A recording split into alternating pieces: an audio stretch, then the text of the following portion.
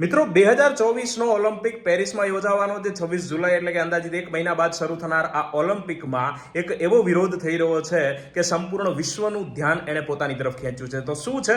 ત્યાં એક નદી વહે છે સેને રિવર અને ફ્રાન્સની સરકારે નક્કી કર્યું છે કે પેરિસની અંદર યોજાનાર ઓલિમ્પિકની તમામ તરવાની સ્પર્ધાઓ આ નદીમાં યોજશું. જ્યારે ત્યાંના નાગરિકો એમ કહી રહ્યા છે કે એની અંદર $1.5 બિલિયન અથવા તો €1 બિલિયન જેટલી મોટી રકમ ખર્ચવામાં આવી રહી છે. કારણ કે અહીંયા જે ગટરનું ગંદુ પાણી પણ એમાં થાય છે, એની અંદર આંતરડાને નુકસાન પહોંચાડનારા ઇકોલી બેક્ટેરિયા પણ 3 ગણા વધારે છે.